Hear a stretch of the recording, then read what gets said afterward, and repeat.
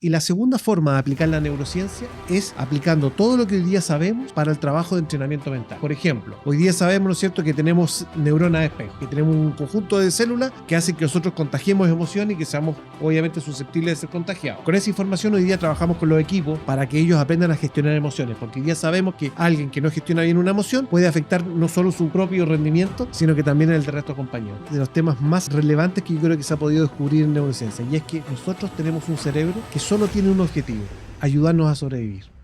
Al cerebro lo único que le interesa es que tú y yo lleguemos vivos esta noche. Y si todo lo que hicimos permitió que llegáramos vivos esta noche, el cerebro te va a pedir que mañana repitas lo mismo. Y por eso es un cerebro que además tiende a no cambiar mucho y a estacionarse en la zona de confort, porque en el fondo lo único que se preocupa es que tú sobrevivas. En el deporte, ¿esto cómo funciona? Si el cerebro detecta en algún momento que hay ciertas situaciones fisiológicas, físicas, de todo orden, que pueden afectar contra sobrevivencia, te va a tratar de boicotear todo el tiempo.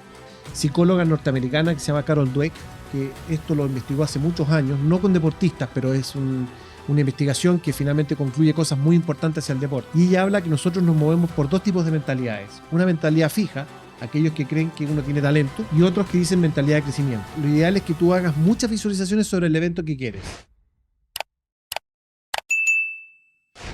Hola, ¿qué tal? Bienvenidos a un nuevo capítulo de Aprendiendo con los Mejores. En esta oportunidad tenemos un destacado profesional, el cual fue mi profesor ya hace unos 15 años en la universidad.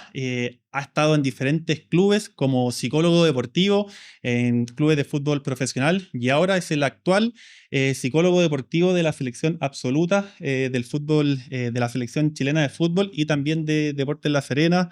Rodrigo, muchas gracias por estar acá y compartir, bueno, todo este conocimiento a través de nuestras redes. Al contrario, gracias a ti, Leo, por la invitación, y obviamente contento de poder transmitir un poco parte de lo que hacemos nosotros. Así que agradecido por la invitación. Perfecto. Rodrigo, bueno, yo cuando tuve clases, ese ramo de psicología deportiva ya fue hace algunos 15 años, y en ese minuto yo creo que la psicología no estaba tan en boga como está ahora, ya sea porque también muchos deportistas destacados de diferentes áreas han ido contando el tema de su mentalidad, en qué lo favorece, en qué lo afecta. ¿Cómo ha ido evolucionando la psicología deportiva en estos minutos? Ujú. Sí, es cierto lo que tú dices. Efectivamente pasamos un tiempo donde la psicología tal vez todavía era muy cuestionada, primero porque había mucha desinformación. O sea, se Ujú. pensaba que nosotros los psicólogos trabajábamos con los deportistas porque ellos estaban locos. Y en Claro. realidad esto es un área más de apoyo, un área más de entrenabilidad que tiene el deportista, así como lo hace con la parte física, lo hace con la parte técnica, nosotros también lo apoyamos un poco en la parte mental. Yo soy de los psicólogos que hoy día dice que esta área está plenamente consolidada. O sea, es decir, son muchos menos, pero muchos menos las personas que no conciben el trabajo psicológico en el deporte que las que sí lo conciben. Y de hecho, conversábamos, hoy día, por ejemplo, en el caso del fútbol, FIFA tiene como norma que todos sus clubes afiliados tengan nutricionista y psicólogo en sus cuerpos técnicos. Entonces, esto habla de que ya es un área que es necesaria y me parece que es bastante más consolidada. Perfecto. Y si nos vamos como a una diferencia entre, de alguna manera, futbolistas que son promedio a futbolistas que ya están en primer nivel, como en la selección, en equipos grandes de Chile, ¿cuál sería la gran diferencia entre un jugador, llamémoslo así, como promedio o uno ya más elite? Bueno, la verdad es que lo que tenemos que decir es que en general el futbolista que está en la elite es un futbolista mucho más preparado. Y no solo preparado en todo lo que tiene que ver con el deporte, con la parte futbolística en este caso, sino que también en la parte nutricional, en la parte física, en la parte mental. Es increíble. Yo, por ejemplo, me sorprendo.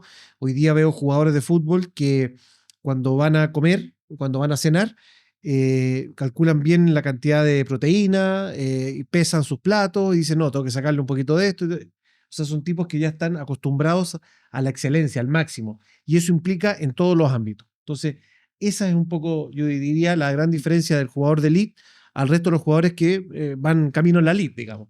Y, por ejemplo, los jugadores que van camino a la elite ahora, cuando ya están partiendo, ya están en el fútbol profesional, están accediendo también a profesionales, ya sea psicólogos, nutricionistas, terapeutas, fisioterapeutas, porque sabemos que la competencia, bueno, cada vez es más grande y finalmente el que está mejor preparado, el que pueda escalar más.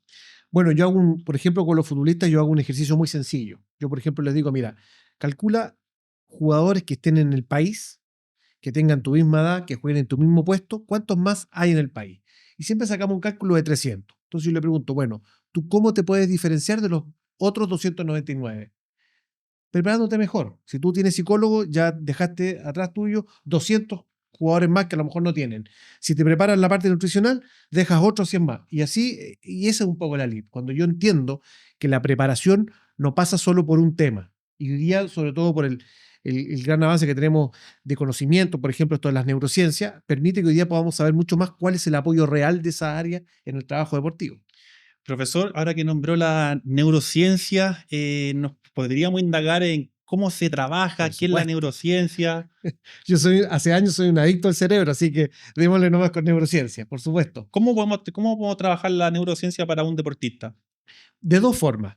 Tú puedes trabajar incorporando o trabajando con él, aplicando aparatos. O sea, tú me imagino que has visto que de repente los jugadores tienen un cableado aquí en la cabeza y hay alguien que está monitoreando. Bueno, esos aparatos que son de neurofeedback o aparatos de biofeedback, que son estos aparatos que se instalan a nivel más del cuerpo, nos permite poder recoger información de lo que está pasando, en este caso, por ejemplo, en el cerebro. Entonces, sabemos bien qué pasa cuando un deportista está pensando esto,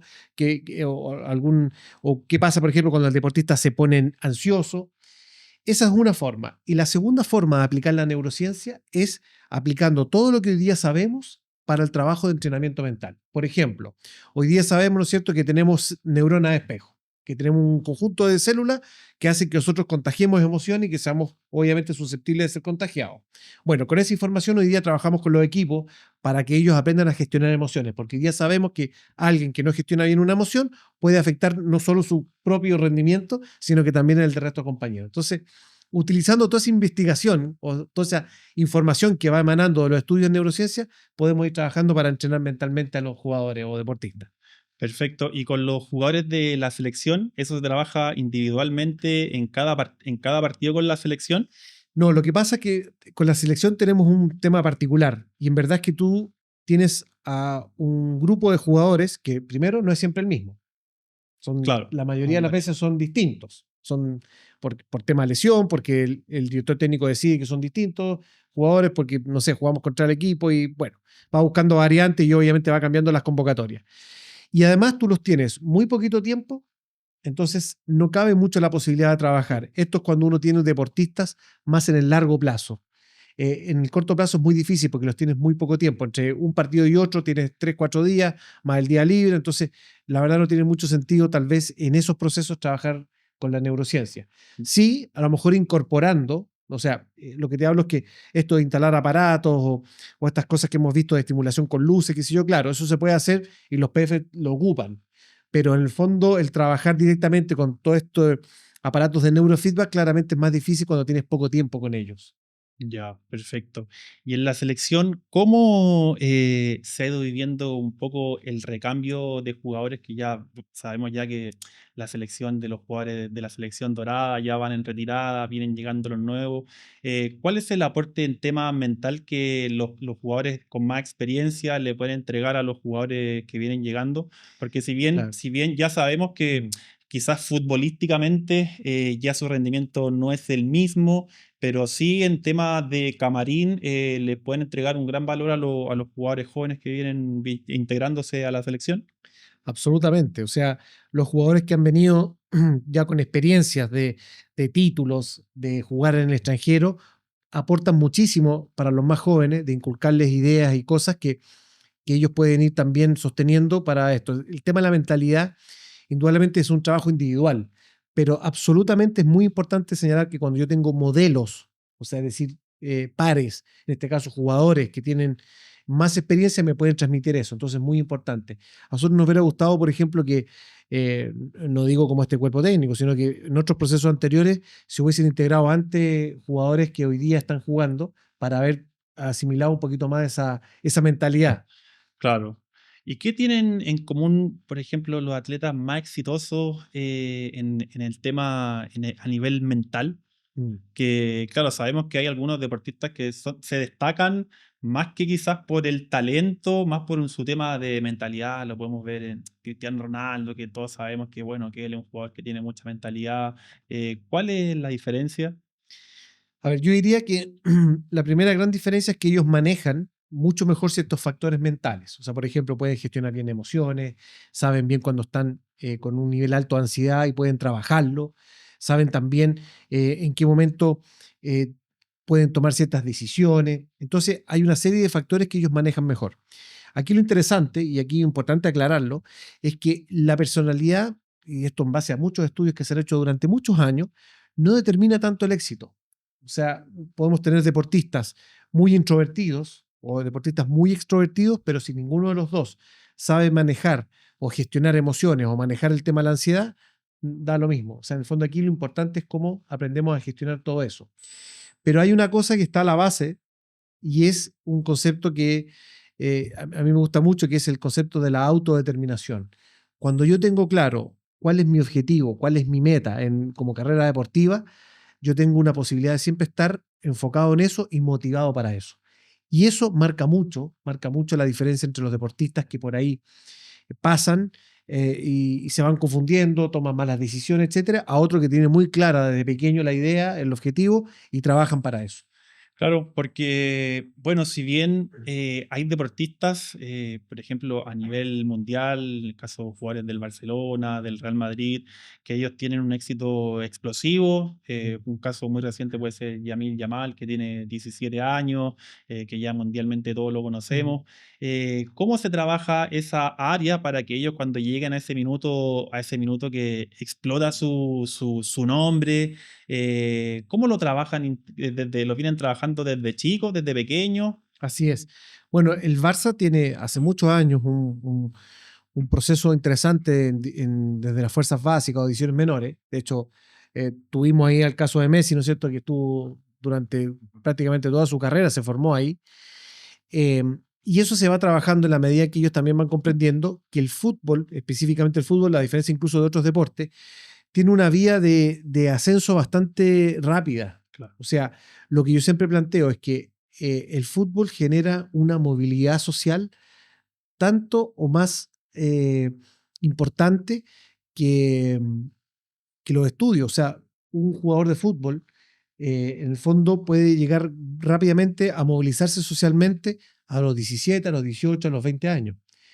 Todos nosotros para estudiar y para poder movilizarnos socialmente tuvimos que pasar por, obviamente, la universidad, estudiar, algunos posgrados, etcétera. Entonces, esto hace que ellos a veces tengan responsabilidades y grandes responsabilidades muy temprano. Ya, Entonces, en el fondo hay que ayudarlos mucho en ese proceso de maduración. perfecto. Y acá en Chile, ¿cuáles son los principales errores que cometen los deportistas juveniles, por así llamarlos? Bueno, acá tenemos varias dificultades que yo entiendo pensar que dado de distintos sectores. O sea, por ejemplo, tenemos entrenadores que a veces no están acostumbrados a lidiar con jugadores muy exitosos y en vez de exigirles, se les tiende todo lo contrario, como a perdonar un poco algunas cosas. Dicen, no, este jugador es talentoso, dejémoslo nomás. Entonces, hay mucho tema normativo que se va incumpliendo y eso hace que finalmente los deportistas puedan llegar en un momento a sostener que el éxito a veces no guarda relación con que yo también tenga límites, un poco, ¿no? Eso por un lado. Después tenemos que tener claro que socialmente, sobre todo en el caso del fútbol, muchos chicos vienen de escenarios que son bien difíciles, de familias muy disfuncionales, a veces ausencia de padre, ausencia de madre, temas de drogadicción en los sectores. Entonces, todo eso también influye para que este deportista muchas veces no encuentre y se produzca un fenómeno que a nivel de psicología social se denomina la indefensión aprendida. Esto significa que el jugador, por ejemplo, que vive en un sector, empieza a ver alrededor, ¿no es cierto? Y dice, mira, él que era mi amigo del barrio, está ahí consumiendo drogas, no salió adelante. El otro está delinquiendo, no salió adelante. Entonces dice, ¿por qué yo tengo que salir si yo veo que todo mi entorno no salió? Y eso es muy difícil a veces de romper. Y el deporte ayuda muchas veces a romper esa situación siempre y cuando esté bien conducido. Perfecto. ¿Y ese se están trabajando a temprana edad con psicólogos? para manejar todo este tipo de, bueno, acontecimientos que están nombrando. Sí, no solo con psicólogos, sino que con asistentes sociales, Ya, porque además lo que tenemos, perdón, brevemente, es que además de pasar esto, tenemos jugadores que además se adelantan y se retiran mucho antes del colegio. Entonces el colegio, que también podría actuar como efecto modulador de todo esto, tampoco ellos lo van teniendo. Entonces quedan muy a la deriva, a veces a los 15, a los 16 años. claro. Tienen exámenes libres y entonces pierden el tema del colegio, el tema familiar no está, entonces ahí es donde psicólogos y asistentes sociales y otros profesionales pueden apoyar un poco en ese proceso. Perfecto, porque, bueno, pasa que muchas veces, bueno, siempre salen nuevas promesas, sobre todo acá en Chile, nuevas promesas que uno los ve y dice, bueno, este chico puede ser bueno, qué sé yo. Y pasa un tiempo y de repente la promesa no cumplió lo que la gente quizá esperaba. ¿Cómo también ellos manejan esa frustración de que de alguna manera todo un país que ellos esperan que ellos sean los grandes jugadores, los grandes referentes, pero llegan a un punto en que chuta, no pasó? ¿Cómo manejan ese grado de frustración? Bueno, por eso es muy importante los profesionales que pueden tener los muchachos alrededor de ellos, porque si los profesionales van tratando de centrarse mucho más en lo que ellos pueden hacer, más que en el resultado, si van centrándose en que el jugador no se quede pegado un poco en el error cuando compite, si ellos van teniendo una buena relación con ellos, un liderazgo adecuado, comunicación adecuada, vas pudiendo permitir que se desarrollen mejor en ese ámbito. Pero claro, en esto es muy importante que tengamos además profesionales idóneos trabajando en la base con estos deportistas para que ellos al menos tengan esos modelos firmemente y los vayan acompañando adecuadamente. Y por eso, fíjate, en las carreras que hoy día estudian estos entrenadores, tanto en el INAF, en el caso del fútbol, está la carrera de entrenador deportivo, profesor de educación física, en fin, todos los profesionales que ya hay asignaturas que tienen que ver con todo esto, coaching, psicología, en fin, neurociencia hoy día también, porque en el fondo es muy importante formar a este profesional y empoderarlo, no solo de información, sino de herramientas para trabajar con estos chicos. ¿Y cuántas sesiones, como sesiones mensualmente, un futbolista es lo normal que está tomando para ir mejorando, obviamente, en el aspecto mental? El fútbol, como es un deporte que se compite semana a semana, el ideal es una sesión a la semana, Perfecto. porque entre un partido y otro pueden pasar muchísimas cosas, casi una vida entera. Hay un partido que yo fui la figura, me dieron el premio del partido y al siguiente, autogol, la barra me quiere. Entonces, pasan muchas cosas entre una semana y otra. Entonces, el ideal es que sean sesiones semanales. Perfecto. ¿Por qué hay algunos atletas que en momentos claves colapsan mentalmente y otros no, que son más fríos? Bueno, ahí tiene que ver un poco también con ciertas características que ellos pueden haber desarrollado, pero básicamente tiene que ver un poco con lo que conversábamos anteriormente. El éxito o no, o el momento de manejar bien una situación positiva o negativa en el deporte, tiene que ver con que tú puedas aprender, ya sea natural o a través de un profesional, herramientas para gestionar adecuadamente lo que te sucede. Por ejemplo, si yo eh, no detecto mis niveles de ansiedad tempranamente, eso puede llegar a pasar el límite y que en vez de ayudarme, de movilizarme, me paraliza. Ok. Entonces, reconocer, por ejemplo, esos límites donde la ansiedad me moviliza y me puede empezar a paralizar, es muy importante irlo aprendiendo. Y muchos deportistas eso lo van aprendiendo rápidamente porque van acumulando experiencia, porque tienen profesionales que los van ayudando, etcétera. Van un poco en esa línea trabajando. Claro. Bueno, porque hay jugadores que tienen mucho talento y hay otros jugadores que tal vez no tienen tanto talento, Mm. pero estos jugadores muchas veces destacan más que este jugador que se quedó solamente con el talento. Absolutamente, Leo. Ahí yo creo que hay algo muy importante. Hay una psicóloga norteamericana que se llama Carol Dweck, que esto lo investigó hace muchos años, no con deportistas, pero es una investigación que finalmente concluye cosas muy importantes hacia el deporte. Y ella habla que nosotros nos movemos por dos tipos de mentalidades. Una mentalidad fija, aquellos que creen que uno tiene talento, y otros que dicen mentalidad de crecimiento. El mejor ejemplo para explicar esto es Nico Massú y Marcelo Ríos. Claro. Marcelo Ríos siempre fue inculcado desde pequeño de que él tenía mucho talento. Y claro, él fue exitoso, pero su carrera fue corta. Pero él, todo era su talento y tal vez por ahí trabajar algo para mantener ese talento, pero nada más. Sin embargo, Nico Massú se le dijo, mira, tú no tienes tanto talento, tienes que trabajar mucho para llegar.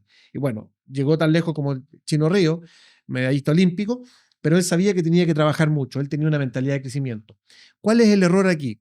Muchas veces señalarle al deportista que es muy talentoso. ¿Por qué? Porque eso, según lo que plantean los estudios de Carol Dweck, puede ser pernicioso en el sentido de que impide que el deportista entienda que el trabajo finalmente es muy importante en el deporte. El talento, si no está agregado con la actitud, con el trabajo, con muchas otras variables, probablemente queda ahí nomás.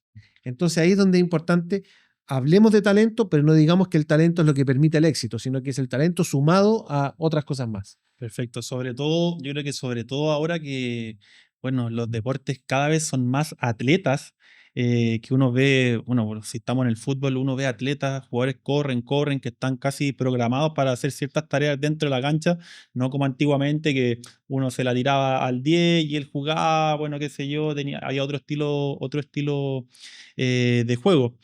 Yéndonos a, tenemos los deportes colectivos y los deportes individual como el tenis. Bueno, uno cuando está en deportes colectivos, de alguna forma, si falla, tiene el apoyo ahí de un compañero, si a lo mejor un día uno no anda bien, bueno, lo pueden sacar, entra otro, pero en un deporte individual como el tenis, ¿cuál es la diferencia de estos deportistas mentalmente? Porque claro, en el tenis sabemos que, bueno, si yo estoy jugando mal, no, nadie va a venir a rescatarme, Claro. no me pueden cambiar, no puedo recibir el apoyo de un compañero, tengo que de alguna manera saber sobrellevar el partido, bueno, si el primer set jugué horrible, bueno, tengo que cambiar mi chip, mi mentalidad para salir del segundo set, a enfrentarlo de diferente manera. ¿Cuáles son la gran diferencia? Bueno, hay muchos factores mentales que son distintos dependiendo de un deporte de otro. Evidentemente, en el deporte colectivo tú trabajas variables como liderazgo, comunicación, cohesión, trabajo en equipo, que, como tú bien dices, pueden ayudar individualmente al deportista. En la parte individual, piensa tú, por ejemplo, ni siquiera el caso del tenis, sino que pensemos, por ejemplo, en el tiro al vuelo, donde ni siquiera yo tengo un rival al frente. Yo estoy Claro, solo, ni siquiera tengo la posibilidad de interactuar con un rival, que muchas veces el rival no juega bien y eso a mí me ayuda. claro, Claro, son deportes donde hay que trabajar mucho más, sobre todo el tema del diálogo interno. Es clave. Si yo tengo un diálogo interno que no me ayuda, y hoy día parte de lo que neurociencia es, sabemos que todos tus pensamientos y tus emociones, que es la mente, puede influir sobre tu cerebro. Y si influye sobre tu cerebro, va a influir sobre tu performance deportiva. Entonces aquí es muy clave entender que todo lo que tú puedes pensar en un momento determinado y todas las emociones que se generan a partir de esos pensamientos rebotan cambiando física y funcionalmente tu cerebro. Y eso afecta también tu performance. Entonces, una de las cosas más importantes es trabajar sobre aquellos pensamientos que estoy teniendo en un partido. ¿Cuáles me sirven? ¿Cuáles hay que limitar? ¿Cuáles no hay que tener? ¿Cómo lo reemplazo? ¿Por qué tengo este pensamiento? Etcétera. claro. Y cuando entran esos pensamientos malos, ¿cómo uno los saca rápidamente? Lo- ¿Qué técnicas se pueden, qué técnicas o hábitos uno puede ir ocupando cuando entran esos pensamientos malos, negativos, cambiarlos rápidamente? Porque bueno, los deportes son así, son cambiar rápidamente. ¿Cómo se puede trabajar? Bueno, hoy día neurociencia también ha demostrado mucho que ciertos ejercicios de respiración ayudan bastante a limpiar el cerebro. Cuando nosotros estamos pensando en una competencia de distintas cosas, por ejemplo, cuando tenemos que tomar decisiones, si jugamos acá, etcétera, todo eso genera mucha basura neuronal. Como basura, así cuando uno se come un yogur y quedas con el envase. Bueno, cuando nosotros tenemos muchos pensamientos durante una competencia, eso genera mucha basura. Y eso en definitiva es lo que va impidiendo que tú puedas pensar adecuadamente y tomar buenas decisiones. Entonces, ¿qué es lo que nos dicen las investigaciones en neurociencia? Que si tú haces respiración, puedes ayudar a limpiar ese cerebro y a dejarlo de mejor manera y mejor dispuesto para volver a competir. De hecho, te ha tocado ver seguramente cuando hay deportistas que frente a un penal hacen ejercicio de respiración. Claro, Bueno, eso es un poco. Pero ojo, hoy día la respiración no es tomar aire por la nariz y botar por la boca, es tomar por la nariz y botar por la nariz. Eso te asegura que todo el oxígeno que ingresa efectivamente se permanezca en tu cuerpo. ¿y cuántas veces se tendría que hacer esa repetición? Bueno, lo importante es mantener la posibilidad de que esa inspiración sea 6 segundos, botar en 6 segundos y tú las puedes hacer muchas veces. En Perfecto. el fondo, eso, de hecho, por ejemplo, ahí cuento la anécdota también de Djokovic, entrenó mucho tiempo con un parche en la boca para justamente obligarse a respirar por la nariz. Perfecto. Hay otra tenista que no recuerdo su nombre, que también hizo lo mismo, hizo el mismo experimento. Y por ahí deben haber muchos más seguramente, porque hoy día sabemos que eso tiene que ver un poco con todo esto que hemos hablado. Y le trajo resultado, evidentemente, a Djokovic. Seguramente, claro, no sé en qué momento exacto de su carrera lo hizo, pero sin duda. O sea, todo esto son, insisto, descubrimientos, investigaciones de neurociencia de los últimos años. Bueno, ahora que estamos hablando de Djokovic, claro, Djokovic debe ser uno de los deportistas mentalmente reconocidos más firmes porque como lo hablábamos recién, bueno, en el fútbol uno a veces tiene el compañero que lo apoya, puede hacer un recambio, pero el tenis es un deporte individual que tiene que estar enfrentándose a uno y al compañero. ¿Cómo podemos a Djokovic analizarlo un poco todo el tema de su mentalidad? Mira, yo creo que Djokovic tenía algo muy particular y era que con todo esto que él hacía en general en el circuito, que incluso eso a veces le traía problemas frente al resto de los tenistas, esto de imitarlo y qué sé yo, era una forma que él tenía también de poder soltar un poco, entre comillas, voy a hablar en términos sencillos, soltar un poco esa ansiedad y ese estrés. Él encontró esa fórmula, ¿no es cierto?, de imitar a veces a otros jugadores, como también. Pero acá hay algo muy interesante que también es parte de lo que hemos ido descubriendo en los últimos años. El, Cuando nosotros vamos a competir, pensemos en un partido de tenis, donde está Djokovic con Nadal, por ejemplo, ambos pueden utilizar un máximo de 2% de su cerebro. O sea, ningún otro jugador puede ocupar más de un 2% en algún momento. Perfecto. De hecho, nosotros aquí mientras estamos conversando, tú y yo podríamos estar ocupando hasta máximo un 2%, no podemos ocupar más. ¿Ok? Entonces, lo que diferencia mentalmente un deportista de otro es justamente esa capacidad de ocupar ese 2% al 100%. Pero ¿qué pasa, por ejemplo, si yo entro a competir y estoy pensando en una pelea que tuve con mi pareja? Hay una parte de mi cerebro que está pendiente pensando en eso. Entonces ya no tengo un 2% para poder jugar, tengo un 1,7, un 1,5. Si además el entrenador afuera me grita, me dice, pero ¿cómo estás haciendo? Ya va a haber otro. Y si además yo me frustro, esa emoción también me va a gestionar y al final no estoy ocupando un 2, sino que estoy ocupando un 1, un menos, o menos de un 1%. Entonces aquí lo interesante es que entender que aquellos deportistas que tienen una fortaleza mental son aquellos que van aprendiendo a ocupar siempre ese 2% al 100%. Perfecto. ¿Y cómo se va aprendiendo eso? Con distintas herramientas. Por Ya. ejemplo, lo que conversábamos recién, respiración. Okay. Después hay otras técnicas que son de control de estrés. Después hay otras herramientas que te permiten gestionar muy bien la ansiedad a nivel corporal. La visualización también, que es lejos una de las técnicas que más evidencia científica tiene en los últimos años, junto con el mindfulness, son técnicas que también me ayudan, sobre todo mindfulness, porque esta es una técnica que bien sabemos traía un poco de los tibetanos, que la bajamos aquí al mundo por Jon Kabat-Zinn. Y el mindfulness es una técnica excelente porque eso permite que yo me pueda centrar en el presente y tratando de evitar que yo esté rumiando con cosas que hice anteriormente y evitando yo estar pensando en el futuro, que son grandes problemas en los deportistas. Por ejemplo, en el caso del tenis, yo cometo un error y quedo pegado en el error y eso me impide seguir. O cuando estoy a punto de ganar partido, estoy pensando cuál es el siguiente rival y por ahí me equivoco. Claro. Entonces, el mindfulness es muy buena técnica también, entre otras cosas, para eso. Perfecto. Bueno, hablando de la visualización, que también ya los últimos años ha agarrado harto vuelo, por así decirlo, ¿cómo nosotros también podemos trabajar la visualización? Me acuerdo que, bueno, hace poco salía un piloto de motociclismo, sí, que me parece que tiene un grado de autismo. Perfecto. ¿Ya? Y él iba en la pista y iba visualizando toda la pista, la carrera. Sí. ¿Cómo podemos trabajar nosotros de manera, quizás no un tema ya para profesionales, pero para los deportistas personas normales, naturales? Bueno, la técnica de visualización en realidad es una técnica que nos sirve a todos, más allá de que seamos deportistas de elite, deportistas de fin de semana o no deportistas. Nos sirve a todos porque en el fondo lo que haces tú con la visualización es que cuando tú imaginas algo, el cerebro no tiene la capacidad biológica de distinguir cuando algo es real y cuando es ficticio. Por eso es que cuando vamos al cine y vemos una película romántica nos emocionamos. Y uno dice, pero ¿cómo si esto es una película? ¿Cómo? Es porque el cerebro no tiene mecanismos biológicos para distinguir lo que es real y ficticio. Cuando tú imaginas algo, el cerebro es como que en realidad cree que está haciendo eso. Perfecto. Y de hecho los estudios indican que cuando tú visualizas un golpe en el tenis, hay una zona de tu cerebro que se activa. Y cuando vas a ejecutar esa acción que estás visualizando, se activa la misma zona de tu cerebro. Es decir, el cerebro no tuvo cómo saber en un momento que lo estabas visualizando o lo estabas ejecutando. Claro. Entonces, por ejemplo, cosas sencillas que puede servir ahí. Si yo voy a una entrevista de trabajo, yo me puedo visualizar esa entrevista. puedo visualizar, por ejemplo, imaginándome posibles preguntas, yo preparando la respuesta, visualizando el escenario, visualizando lo que quiero hacer, cómo voy a estar, cómo me voy a parar. Entonces, todo eso también ayuda a que tu cerebro se prepare para eso y finalmente lo que se produce es un poco lo que seguramente todos no hemos vivido, que es el déjà vu. Claro, Esto de sentir, oh, esto ya lo he vivido antes. claro. Entonces, cuando el cerebro hay algo que siente que lo ha vivido anteriormente, genera menos impacto, menos, y por tanto puedes gestionar mejor la ansiedad frente a algo que ya conoces. Y la visualización, ¿en cuánto tiempo uno ya la puede trabajar para que realmente también tenga efecto? Porque bueno, yo puedo visualizar algo, que, bueno, me lo imagino, qué sé yo, y el otro día se me olvidó y ya quizás no tuvo el efecto. ¿Cuánto tiempo se trabaja?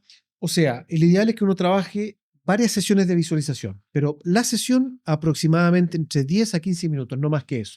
Y ¿cómo se trabaja? Tú, por ejemplo, puedes buscar un lugar donde estés tranquilo, donde no vas a ser molestado, y puedes primero preparar lo que vas a visualizar. Eso es muy importante. ¿Escribirlo? Claro, Ok. ojalá escribir qué vas a visualizar, imágenes, sensaciones que vas a tener durante la visualización, ojalá sonidos, olores, todo eso previamente como en un guión, escribirlo. Ya voy a visualizar que voy a tener una entrevista de trabajo en tal lugar, voy a percibir ciertos olores, ciertas sensaciones, qué sé yo, listo. Tal, y ahí comienzas el trabajo, empezando por la imagen, que es lo más importante, e incorporando lentamente sensaciones, sonidos, olores durante 15 minutos. Ya. Termina esa sesión, te puedes ir 2 horas, 3 horas y vuelves a hacerlo después. Y lo ideal es que siempre el trabajo de visualización, o sea, la sesión de visualización, la que sigue sea mucho mejor que la que fue anteriormente. Es decir, que cada vez la vayas perfeccionando más en términos de imagen, sensaciones, olores, sonidos. Perfecto. ¿Cómo sabemos que estamos haciendo bien la visualización? Activación. Si yo estoy visualizando y me quedo dormido, la visualización estuvo mal. Si en cambio yo estoy visualizando y siento que mi corazón late un poco más rápido, que la respiración empieza a funcionar, que estoy incluso sudando un poco en las manos, quiere decir que está logrando el objetivo. Porque lo que está pasando ahí técnicamente es que el cerebro empieza a funcionar como si estuviera ocurriendo y empieza a mandarle órdenes al cuerpo y todo. Entonces, nosotros deberíamos sentirnos un poco más activados en ese sentido. O sea, una buena técnica sería hacerlo como a primera hora del día. Por supuesto, puede ser a primera hora del día, dependiendo de la cercanía o no, pero lo ideal es que tú hagas muchas visualizaciones sobre el evento que quieres. Ya. Una probablemente no sirve mucho. Claro, pero durante el día, 3 estaría bien. Idealmente, sí, idealmente, sí. ¿Y en cuántos días nosotros ya sí, digo ya, en una semana, todos los días hice la visualización 3 veces en el día? Claro. ¿Va a tener efecto? Depende, porque si tú vas a visualizar algo que en realidad nunca has vivido, es bueno hacerlo muchas veces. Si en cambio tú vas a visualizar, por ejemplo, un partido de tenis, y tú ya has jugado muchos partidos de tenis, solamente vas a cambiar el entorno, el rival, por ahí resulta más fácil y entonces no es necesario hacer tantas. Todo depende de lo que vas a visualizar, del Perfecto. contenido a visualizar. Y la visualización sirve para muchísimas cosas, entonces va a depender del contenido para saber cuántas sesiones en realidad pueden ser. Perfecto. Bueno, Rodrigo, tú eres maratonista, siempre ahí corriendo. ¿Cómo el maratonista también trabaja la visualización? ¿Lo hace lo tiene que hacer en cada entrenamiento, en la carrera? ¿Cómo lo podemos trabajar en ello? Bueno, hay varias cosas que se trabajan con ellos, la visualización. Por ejemplo, durante la carrera para prever ciertas situaciones que van a vivir a futuro. Por ejemplo, perfectamente el maratonista puede estar en el kilómetro 25 visualizando un poquito lo que le va a tocar después con el temido muro. Claro. Podría ser. Pero también hay muchas cosas que se trabajan fuera del ámbito de entrenamiento en las casas de ellos. En el sentido de que ellos, por ejemplo, si tienen que hacer un largo el día domingo, el día sábado, se pueden preparar mentalmente visualizando un poco que están haciendo ya ese largo. Cosa de empezar a asimilar antes un poco lo que van a vivir ese día. Y obviamente con la carrera también. O sea, también se puede trabajar fuera del ámbito de entrenamiento.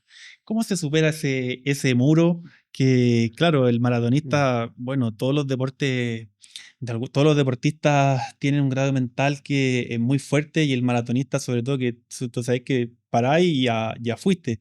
Sí. Mira, para explicar muy bien eso, hay que explicar un tema que ha sido de los temas más relevantes que yo creo que se ha podido descubrir en neurociencia, y es que nosotros tenemos un cerebro que solo tiene un objetivo: ayudarnos a sobrevivir. Al cerebro lo único que le interesa es que tú y yo lleguemos vivos esta noche. Y si todo lo que hicimos permitió que llegáramos vivos esta noche, el cerebro te va a pedir que mañana repitas lo mismo. Y por eso es un cerebro que además tiende a no cambiar mucho y a estacionarse en la zona de confort, porque en el fondo lo único que se preocupa es que tú sobrevivas. Perfecto. Entonces, en el deporte, ¿esto cómo funciona? Si el cerebro detecta en algún momento que hay ciertas situaciones fisiológicas, físicas, de todo orden, que pueden afectar contra la sobrevivencia, te va a tratar de boicotear todo el tiempo. Perfecto. Y eso es lo que sucede un poco en el muro. Tú empiezas, porque el muro no es irreal necesariamente. Efectivamente, en ese kilómetro hay cosas que empiezan a pasar. Desde el punto de vista fisiológico, alimentación, uno ya empieza a sentir como el cansancio también mental de haber corrido tanto tiempo, etcétera. Entonces, evidentemente, el cerebro empieza a leer todo eso como algo que podría atentar contra la sobrevivencia y te va a tratar en todo momento de que tú pares, que no sigas, que descanses, que, etcétera. Y ahí es donde es importante tener claro todo esto para poder gestionarlo bien. Y a veces haciendo un plan previo, a veces estableciendo algunas rutinas que puedes hacer y gestionando un poco los pensamientos que sabes que van a ocurrir en ese momento. Pero es muy importante en esto entender que a la base de esto tenemos un cerebro que siempre se va a preocupar de que nosotros sobrevivamos. Y eso es muy importante. Es importante, ¿no? Y alguien que, por ejemplo, alguien que nunca ha sido disciplinado, ¿cómo se puede trabajar esa disciplina que la mente también siempre a uno lo boicotea, qué sé yo, y parte un día y después no? Mucha gente que empieza a hacer deporte que dura una semana y después de la semana ya se boicotea mismo, ya no tuvo resultados, se va. ¿Cómo lo podemos trabajar? Mira, el cerebro, por lo mismo que conversábamos, tiende a rechazar los cambios.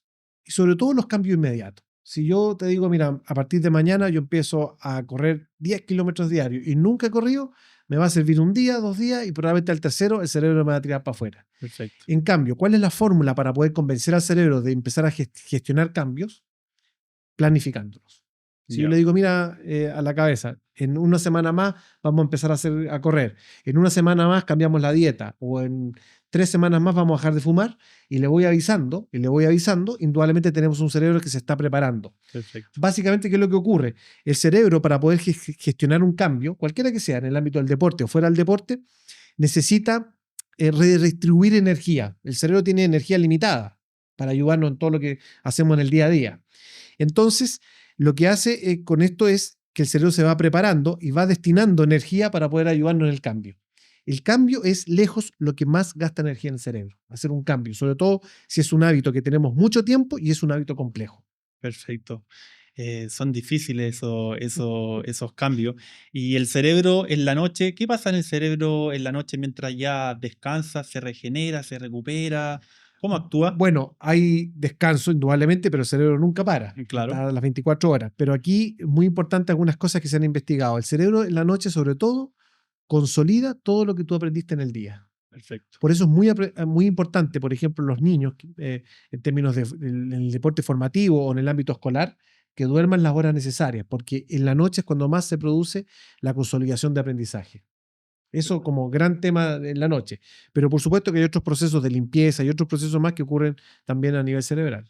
Claro, y hay algunas personas que, bueno, llega la noche y el cerebro está ahí trabajando a full, pensando mil cosas, trabajo, etcétera. Sí. ¿Cómo de alguna manera, hay alguna técnica para parar un poco el cerebro, como frenarlo y decir, no, bueno, ya es de noche, hay que calmarnos y hay que ir a descansar? Mira, justamente como conversábamos que nuestro cerebro en general tiene esta tendencia a ayudarnos a sobrevivir, es un cerebro que en general tiende a focalizarse mucho más en las cosas que no nos resultaron bien. Entonces en la noche uno llega y uno como que se queda pegado con las cosas que no resultaron, con las cosas malas, etc. Entonces el primer gran tips que podríamos entregar es en la noche hay que hacer un ejercicio consciente y deliberado en detenerse en aquellas cosas que sí anduvimos bien, para acostarnos de alguna forma con esas cosas que el cerebro pasó en alto. Ok, Eso al momento de dormir. Entonces tú al dormir te decís, mira, hoy día conversé con esta persona, fue una buena conversación, hice esto otro, logré esto, o sea, todo un poco las cosas positivas que tú sientes que aunque han sido muy pequeñas, pero que el cerebro pasó por alto. Y al levantarse el día siguiente, lo más interesante, un poco lo que conversábamos, es planificar 2 o 3 cosas que te gustaría hacer en el día. ya. Dirigir al cerebro en eso. ¿Las más importantes o las menos importantes? Las que tú sientes que te pueden traer más dificultades. Ya, esa trabajarla a primera hora del... Planificarlas a primera hora. Ya, Claro, porque a primera hora, como que uno cuando hace las cosas que son más difíciles, ya después el cerebro como que empieza a trabajar mejor, ¿no? A planificarlas, porque lo que se ha demostrado es que entre las 11 y las 12 del día es el mejor momento para tomar las decisiones difíciles que tenemos, Entre 11 y 12 del día. aproximadamente. Ya, En ese momento del día, no necesariamente cuando nos levantamos. Cuando nos levantamos podemos planificar muchas cosas, pero entre esas horas es cuando el cerebro está mejor preparado para poder tomar mejores decisiones. ya. ¿Y hay algún ejercicio? O sea, en el fondo es tener claro qué decisiones tienes que tomar y dejarla y postergarla en ese momento. Perfecto. O sea, decir, a ver, esta es una decisión compleja, por ejemplo, no sé, tengo que tomar la decisión en términos de decirle alguna cosa importante a alguien, listo, esto, entonces a esa hora voy a decidir cómo lo voy a enfrentar, qué cosas le voy a decir, etcétera. Y en ese momento tratar de trabajarla o lisa y llanamente ejecutarla. Perfecto. Volviendo un poco a la visualización, que yo muchas veces también hago un ejercicio en las mañanas, a primera hora. También escribo cosas como si estuviesen ya pasando, no a muy largo plazo, sino que a un corto plazo, que yo ya me veo cosas que yo que quiero hacer, que todavía no las hago, pero las escribo como si estuviesen pasando. Es un buen ejercicio igual. Absolutamente. Porque al hacer ese ejercicio, tú estás ya de alguna forma planificando, empezando a decretar en tu cerebro estas cosas que van a hacer. Ahora, si eso no va acompañado, evidentemente, con un buen plan de acción para poder apoyar eso, probablemente te va a servir, pero no tanto. Lo importante es que todo eso que tú vayas escribiendo vaya acompañado un poco de las acciones concretas que tú puedes decir. Por eso es que, por ejemplo, en el deporte, yo en eso soy bien crítico cuando uno ve en las redes sociales, piensa positivo, todas esas cosas importantes, pero no fundamentales. Lo fundamental es que tú a lo positivo le pienses el plan de acción. Yo no saco nada con pensar, mira, quiero llegar a ser el psicólogo del Manchester City si me quedo en mi casa sentado esperando que alguna vez alguien se contacte. Claro. Yo tengo que tener un plan deliberado para poder hacerlo, pero lo importante es pensar que lo puedo hacer y también pensar cómo lo puedo hacer. Claro, bueno, un tema ya poco más personal. A mí hace hartos años atrás me pasaba mucho que yo imaginaba cosas, la imaginaba, no la escribía, tampoco se hablaba mucho de los pensamientos, de atraer ese tipo de cosas como todo lo que está hoy en día. Internamente lo imaginaba, lo imaginaba, lo imaginaba y muchas cosas de las que imaginaba positivamente iban ocurriendo Correcto. sin escribirla, como se dice, bueno, ahora decretando, decretando, Ujú. decretando, decretando. Es importante decretar, ¿no? Sí, es importante saber muy claramente lo que te gustaría hacer, cómo te gustaría hacerlo, cuándo te gustaría hacerlo. O sea, todo eso ayuda un poco a poner en tu cabeza efectivamente todo esto y evidentemente esto hace que tú de manera tanto consciente como inconsciente vas buscando cosas que pueden acercarte a eso. Claro, Por ejemplo, te voy a dar un ejemplo sencillo. Ya. Yo pienso que me gustaría ir vestido a tal lugar de una determinada forma. Entonces, ¿qué es lo que va a pasar? Que tú al pensar eso muchas veces, cuando pasas cerca de una tienda, ya te empiezas a fijar porque ya estás pensando en lo que quieres hacer. ¿Se entiende? O sea, tú al momento de pensar en un fondo, ya estás decretando porque haces que tu cerebro finalmente se fije en cosas que pueden ayudarte a eso. claro, claro. Eso es muy Es importante. como el tema del estacionamiento, que por ejemplo, claro, yo llego, no sé, al supermercado, mall, digo, no, yo voy a encontrar estacionamiento por acá, cerca, cerca, cerca, y bueno, efectivamente muchas veces sí pasa, otras no, Claro, evidentemente, pero sí, otras muchas veces sí. claro. ¿Cómo podemos evitar el autosabotaje en nuestros pensamientos? Mm. Con un proceso que se llama metacognición. Es un proceso que en el fondo permite que nosotros en todo momento tengamos claro por qué estamos pensando lo que pensamos. ¿Por qué tengo este pensamiento? ¿Por qué este pensamiento se repite tanto? ¿Qué es lo que hay detrás? ¿Hay temor? ¿Hay miedo? Por ejemplo, en el deporte pasa mucho con el tema de las cábalas, que es una situación que yo externalizo porque yo tengo tanto miedo y no me hago cargo de mi problema que lo externalizo. Entonces, esto es muy importante. El autosabotaje también tiene que ver mucho con ciertas falencias que yo tengo, ciertos temores a ciertas cosas que las trato de encubrir y a veces me saboteo Claro. Eso es importante también de tener claro, que detrás de estos pensamientos puede haber siempre algún grado de temor, de baja confianza. Claro. Y, por ejemplo, el sueño, si uno duerme mal, porque bien se dice que hay que dormir, no sé, 7, 8 horas normalmente, cuando yo lo digo porque, bueno, mi mujer fue madre hace poco Ujú. y lleva 2 años con temas de lactancia, que se despierta Mm. en las noches, que no duerme 2 horas, después sí, que se despierta. ¿En cómo afecta en la salud en general el mal dormir? Sí, bueno, afecta que el cerebro, en el fondo, para poder ir reparando ciertas cosas durante la noche, necesita ese proceso continuado. Cuando tú se lo estás cortando, es como que empiezas de nuevo. Entonces te levantas, no sé, a las 3 de la mañana y después te vuelves a dormir y ya cortaste un poco ese círculo. Entonces empiezas como a... Y además afecta mucho el tema de estado de ánimo. O sea, en algunas personas uno puede observar claramente que a veces no dormir adecuadamente genera una emocionalidad distinta. Eso también. Y sobre todo, si tú le sumas que durante las noches, mientras haces estas interrupciones oníricas del sueño, y te pones a pensar, y muchas veces pensar cosas, qué sé yo, claro, haces que también el tipo de pensamientos te genere una determinada emoción, y a veces esa emoción, que puede durar segundos, la transformas en un sentimiento y puede durar más tiempo. Entonces va afectando el estado de ánimo, va afectando un poco también la reparación a nivel cerebral, digamos. Rodrigo, y el tema deporte general en Chile, Ujú. bueno, pasó un poco con los Juegos Olímpicos, o sea, por los Juegos Panamericanos que se hicieron acá, que hubo un boom de todo. El deporte va creciendo a nivel nacional en diferentes áreas, porque siempre acá, bueno, el fútbol, salvo Mm. en estos juegos que se vio ahí ya un boom en diferentes deportes. Mira, yo tengo la visión de que en general el deporte va creciendo, pero muy reactivamente. Ya, Cuando tenemos eventos crece, después decrece un poco. claro. Cuando el país entra en un círculo medio vicioso en términos económicos, los primeros ítems que se recortan son el deporte, y es porque todavía no tenemos tan claro el beneficio del deporte a nivel de sociedad. Cuando entendamos, y estos son estudios de muchos años, cuando entendamos que al invertir $1 en deporte significa ahorro en salud, en seguridad y un montón de cosas, y en educación también, indudablemente, vamos a comprender que en realidad hay que invertir bastante. Ahora, lo que yo también siento en que países como el nuestro, donde no tenemos todas nuestras necesidades más de país, las necesidades básicas más importantes resueltas, creo que es muy importante el apoyo también de la empresa privada en eso. Creo que en países como el nuestro es importante lo que puedan hacer eso para consolidar un poco el... ¿Y están apoyando más? Creo que sí, pero también muy reactivamente. O sea, siento que cuando hay un evento importante hay una Claro. empresa que le interesa, pero cuando no, es difícil el apoyo en forma individual a ciertos deportistas. Perfecto.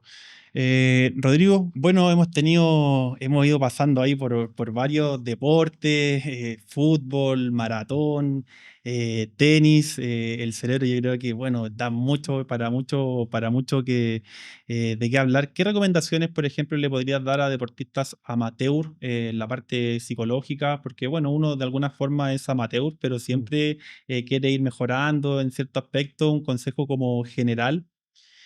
Mira, ¿qué podría yo decir? Primero, que es muy importante, aunque sea un deporte recreativo, que lo hagas solo los fines de semana o que en fondo no es competitivo, que igual lo planifiques, que Ya. te prepares, lo La planificas. planificación es clave, Clave, clave, para porque todo, en verdad. para todo, y además para convencer a tu cerebro de cosas que quieras hacer. O sea, para que convencer a tu cerebro de que salga de esta zona de confort y haga cambio.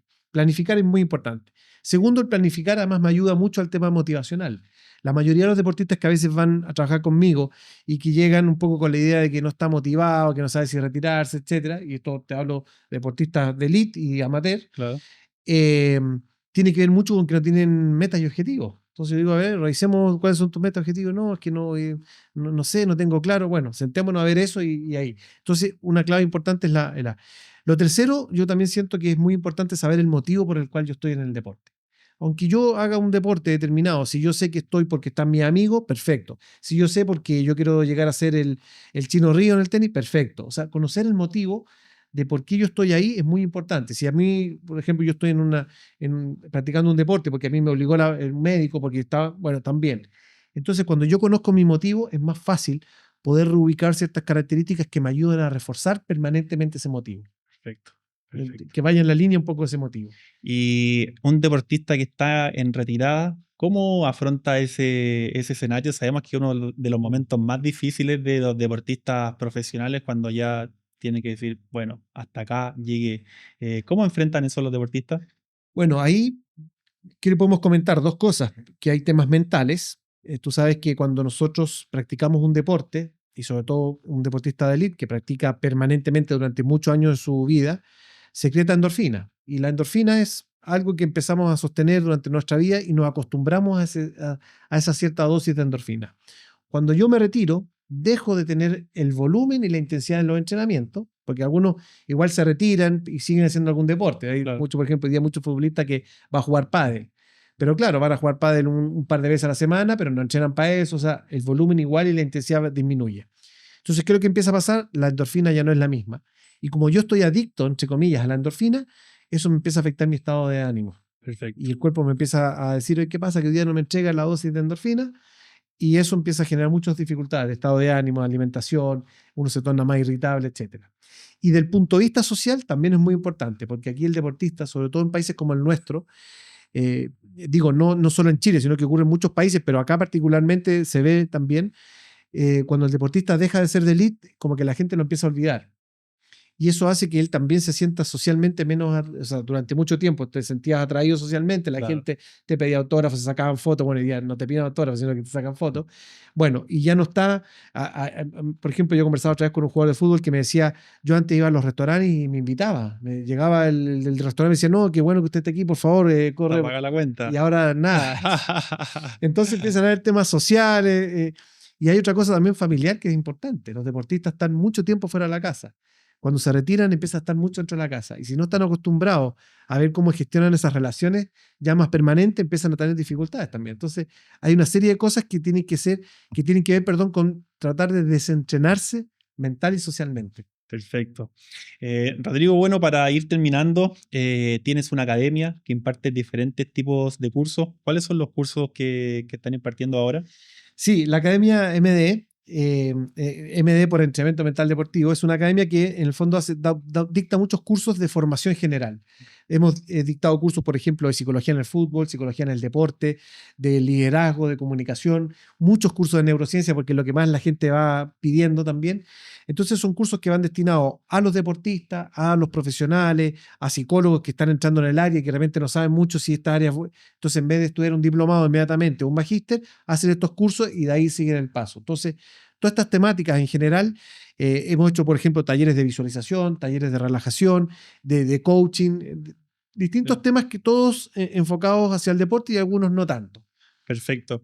Entonces, si alguien se quiere contactar, ¿dónde nos podemos ahí dar la información? Básicamente, el Instagram es @academiaemd. Perfecto. Ahí está toda la información de nuestros cursos. Nosotros hacemos cursos mensuales y, insisto, con unas temáticas que son bien atingentes, muy aplicadas y normalmente son cursos de 3 días. Entonces, es amigable porque son cierta cantidad de horas y tú inmediatamente puedes extraer buena información, dejamos material, así que está bien entretenido. Está bien entretenido. Bueno, ya lo saben entonces. También igual vamos a poner todas las redes sociales de Rodrigo, de la academia, para que se quieran contactar con él. Ya lo conocieron, un invitado de lujo que tuvimos hoy día. Rodrigo, muchas gracias por tu tiempo. Al contrario, Leo, por la muchas gracias a ti por conversación. la invitación. Yo feliz y encantado. Bueno, chao, nos vemos.